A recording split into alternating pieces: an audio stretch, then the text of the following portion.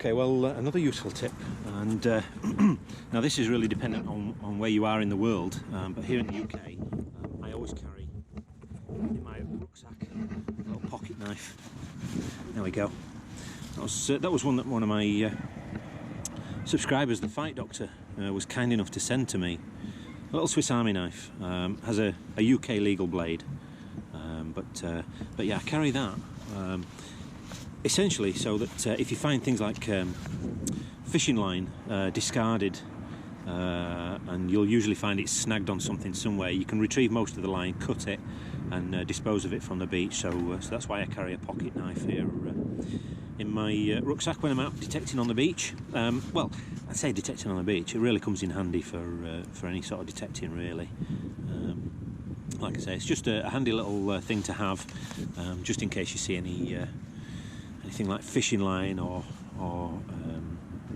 plastic string, that kind of thing. You can cut it and retrieve it and bin it. Another tip that I see a lot of people when they're detecting on the beach seem to forget is to fill the holes in. So always make sure once you've dug a hole that you put the sand and the rocks or whatever back into that hole. Otherwise you end up with this kind of thing here. And I'm sure I've shown you before on this beach where I've been down, and detectorists have been down, and they've dug massive holes and just left. That's in fact, there's an example there.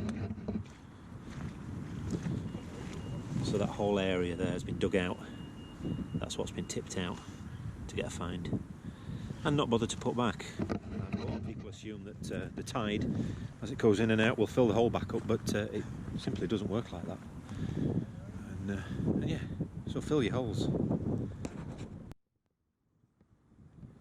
Next tip, footwear. I'm wearing my boots today. I shouldn't be wearing my boots on the beach, but I will make sure that I will get them cleaned properly, and I've just got some new wax oil for them. But yeah, footwear is the choice of footwear is essential. You can wear Wellington boots, obviously. If you've got a sandy beach, Wellingtons are absolutely fine. If you've got a rocky beach like this, you are much better with a pair of boots. Now, these boots were from eBay, ex-army boots, and I think they were just about £25, but they give you foot support for when you're walking over rocky areas like this. So, and some of these rocks can be very, very slippy. So yeah, decent footwear, and just beware of where you're walking as well. So, all right, on we go. Well, like I say, the tide's coming in swiftly, and we're limited to a little bit here and a little bit of beach over there. Over here tends to be quite trashy. Again, that's another thing you'll notice when you're detecting. If you're visiting a beach on a regular basis, you'll know where all the trashy areas are. Some people avoid them, some people don't. I think it's best not to be perfectly honest with you, because you get rid of the rubbish, but that's where all the people have been, so that's where coins tend to be dropped, or even jewellery as well. So yeah, up to you where you detect, obviously, and how you detect, but yeah, you get to know the beach as you go along. Okay, the next tip is to try and read a beach for clues as to where you might want to detect. So you can see here we're on this rocky area. It's defined here. It goes up to a point and then it comes back down this side. This is like the main slipway into the sea, where boats would have been launched once upon a time. But yeah, if you can read the beach, so you can see the high areas like this is, and then the lower areas beyond that. The lower spots tend to be where finds will gather. So again, things like coins, jewellery, that kind of thing will gather in the lower spots. It's also worth noting when you're digging into your beach to see if there's any clay on the beach as well.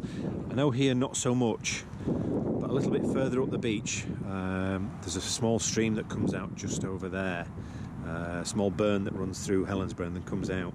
Just beyond that, the beach is quite, it's literally clay, about an inch, 2 inches underneath the sand, and that's also perfect place to detect because the items will get stuck in the clay and they won't move from there. Had lots of pre-decimal coin finds from that area, and again literally just stuck in the clay. Bomb fragments and bullets as well I've had from there as well, because again, doing my due diligence and looking at the history of this beach, it was used for Marines used it during the Second World War for practice, for shooting practice, target practice. So yeah, again, due diligence, look for the low spots, learn to read the beach.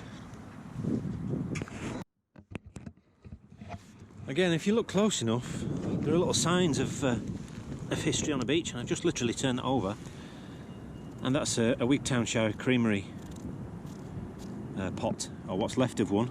See the lady with the cream pail or milk pail under her arm, and it says pure and fresh. I've got one of those at home. I've got a couple of those actually. Well, I don't have a couple actually. I gave one away, but yeah. From the Wigtownshire Creamery. So that would have been a cream pot. And again, it just shows you the history that's laying on the beach. One day back in the late 1800s, early 1900s, people would have come down onto the beach and had picnics, and they would have had fresh cream, or what passed as fresh cream. They used to add chemicals to the cream to make it last a little bit longer. So, but yeah, but there you go. Keep your eyes open for little pieces of history. There's the next find. A crusty old 2p more than likely. There again, that's an example of yeah, you can just about see the outline of the edges of the coin there underneath all that rust. But yeah, that's what happens.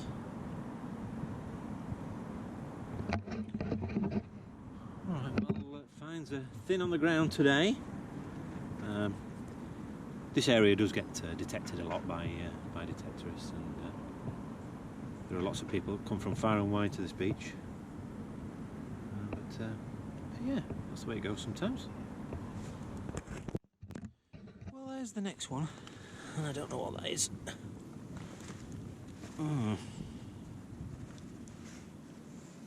That's a 2p. Caught before it's gone rusty. There you go.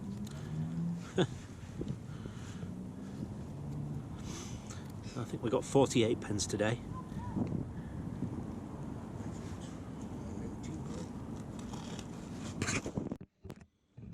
Another coin in here somewhere. I think that's it there.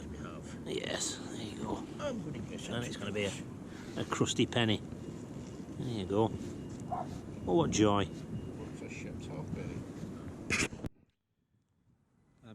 A great thing to remember when you're metal detecting, if you just are starting out, is to have fun. Don't take things too seriously. You find what you find, and you learn as you go along. I think the common issue with metal detecting when people first start is that they expect to find gold and silver and precious coins and that kind of thing, and I think that stems from a lot of YouTube videos that people watch. Sadly, there are a lot of channels out there that they're a little bit unscrupulous in what they show you. Essentially, some might show you literally only the best of the best finds, which, as you can understand, can be very misleading to somebody that's quite new to the hobby. That's where you get people that get into the hobby, and initially they find a lot of rubbish and they kind of give it up, and you'll have to find metal detectors for sale that have only been used a handful of times, and somebody's decided the hobby's just not for them. But if you treat it as a bit of fun, a bit of exercise, getting out in the fresh air, then it's a whole lot different, and you learn as you go along. So you learn a new skill. Right back soon. So yes, the thing to remember, the final tip, is that if you come into the pub after you've been metal detecting, assuming you're not driving your car, of course, because that would be ridiculous, but yeah, if you are coming for a pint with Simon, make sure that you have something to eat first. So So I've just had a bag of chips, just to line the stomach there, so before several pints.